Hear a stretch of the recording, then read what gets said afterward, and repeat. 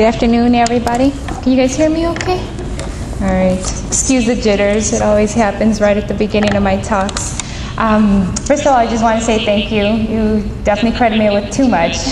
And, I'm really grateful for this opportunity because I am originally from East Chicago, Indiana. I don't know if anybody really knows. We're pretty close down south, kind of near the lake. And I've had a history with Pilsen and Cristo Rey actually since I was actually a freshman in college, so back in 1999, 2000, kind of in that time when Cristo Rey was kind of starting to pump out its first students. I was actually able to tour here. I did a summer of service here in Pilsen through the University of Notre Dame, and now it's kind of come full circle, and here I am again, so it's kind of nice to be back here. And I know Cristo Rey's programs are so strong that they themselves have pumped out students to Notre Dame and maybe hopefully one day Loyola too. That's my hope here today. So when Dr. K first called me to give this talk, I was like, what am I going to say to these people? I just graduated from Loyola 3-4 years ago and just started practicing. I'm like, I don't know that I have enough, but I guess if you did, you kind of can find it. And I think one of the things that it helped me kind of sort out in my head when I was preparing for this talk is that being a doctor, it isn't really what it used to be, that people, kind of that vision that you had as a kid, that, you're a powerful doctor and everything he said was right. They're in it for the money, they're making all this money. It's not really that anymore, I don't think. And I know that when we were training, we had actually a lot of doctors that kind of used to say, you're crazy for doing this. Are you sure this is what you want to do? You're not going to make the money here, and this is the wrong career. You work hard. Nobody likes you anymore. But to me, medicine was always a calling, and I think no matter what anybody would have told me, it was my calling. And so I didn't really let any of those scary stories deter me. I will agree sometimes when people start talking to me about HMOs, and so many of our communities and our patients mistrust the medical field now. It's easy with everything that's going on in the news and all the new studies that tell you one thing one day and one thing another day. Sometimes us doctors kind of seem like the enemy instead of the good guy. But what I can guarantee you is that so far what I have found in my young career is that if you just stay true to yourself and true to your mission, your patients actually do end up loving you and befriending you, and probably the most important thing in medicine is that they actually do end up trusting you, and I think in that lies the happiness of being a doctor. Again, in my young career, that's what I've sorted out. Actually, I was trying to think when I was writing this again, what was it in my life that helped me decide that I wanted to be a doctor? Some people have that single defining moment or that one person in their life. And I think that for me, it's kind of come down to a random assortment of affirmations that, yep, this is where God needs me and this is what He really has called me to do. And again, after 4 years of college and 4 years of medical school and recently completing my 3 years of residency, so that's 11 years in the making. Sounds like forever, but I still have to ask myself, is this really where I'm supposed to be? And again, I get my little signs from God that, yep, this is it.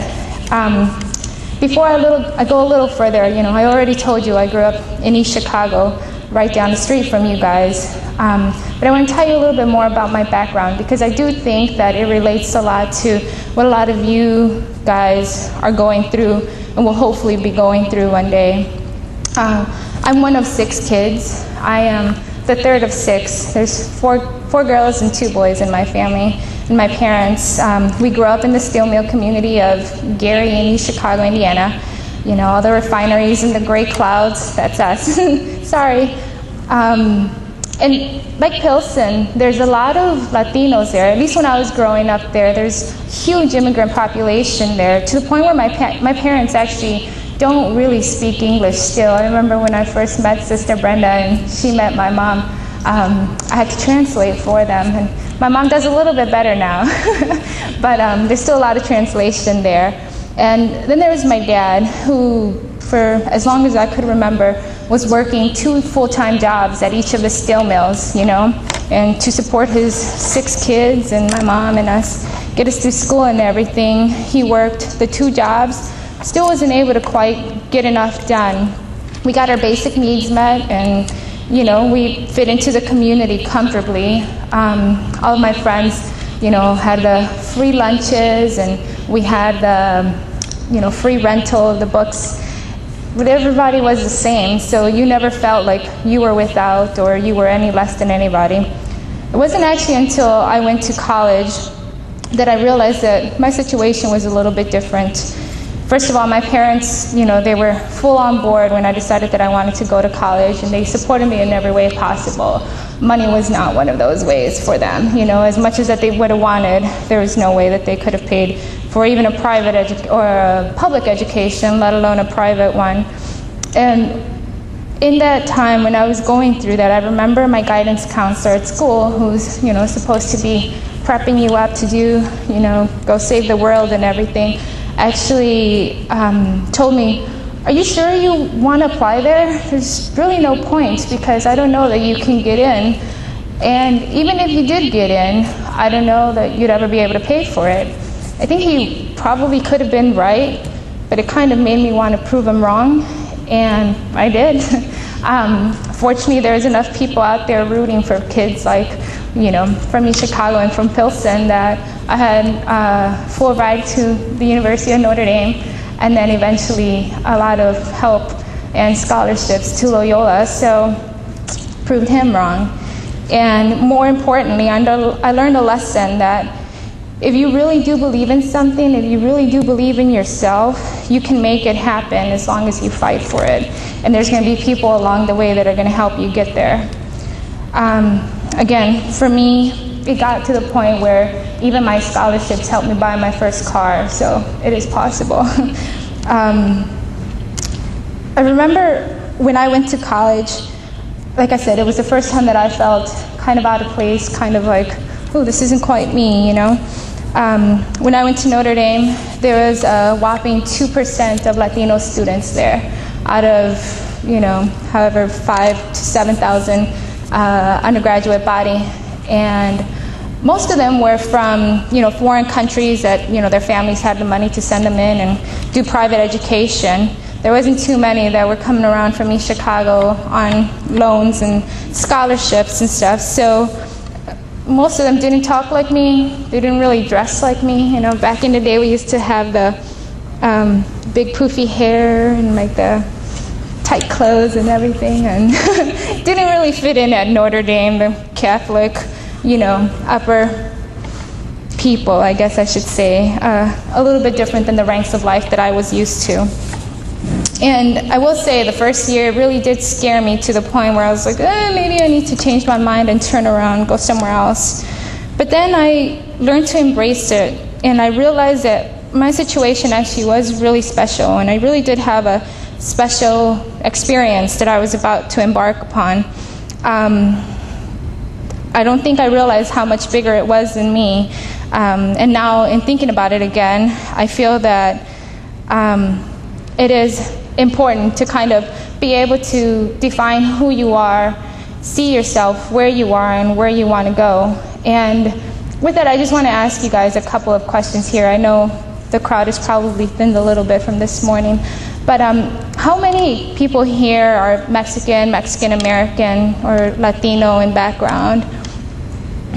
A little more than half, I would say, 75%. How many of you guys have parents or siblings or, you know, cousins or uncles that they came here for the first time from a different country? Looks like about the same, 50 to 75% of our group here today. How many of you guys will be the first ones to graduate from high school? Still a good portion there. And how about people going to college? Who has people in their families that have been or are in college or graduated from college? Okay, again, the numbers are dwindled there a little, but it looks good. How many of you guys have been asked to translate for your family, either at the doctor's, I see those hands coming up fast there, or at the pharmacy even, or at the grocery store counter? Yeah, we have a lot in common, I think. It's kind of how my life started off. It's kind of how I define myself, To make it clear, this is how I identify myself. This is how I learned to identify myself after a couple years of experiences. I'm Mexican-American. I am a female. I was born and raised here. I couldn't quite speak enough English to get through kindergarten the first time around with a little bit of help. But now I think I'm pretty fluent in both languages. And yep, my whole education has been here in the U.S., sponsored through the U.S. My parents are immigrants. They are low income, still qualify as that. And I am the first one in my family to go to college. Not the first one to graduate high school, but I was the first one to go to college. So I think and I hope that you guys will be following in that part with me and being the next ones to be going to college and hopefully further than that with your families. The next part of my talk, I want to go over the last decade of my life, just again, kind of in sorting out who I am, who I want to be as a doctor, just to help, again, motivate myself and kind of remember why I'm here and what I have to offer you guys here today. So I'm going to track back a little bit first, and I want to share a couple of statistics with you guys that have helped to motivate me, and I'm sure you guys have heard before. First of all, you know, they have the U.S. Census, which is coming around in the next couple of days, and every year they do studies not only of demographics in our population, but also the specifics of, you know, who's going to school, who's not, who's going to college, who's not, and other important things like that that we eventually are supposed to be getting funding for, right? In 2007, they did a study on educational attainments.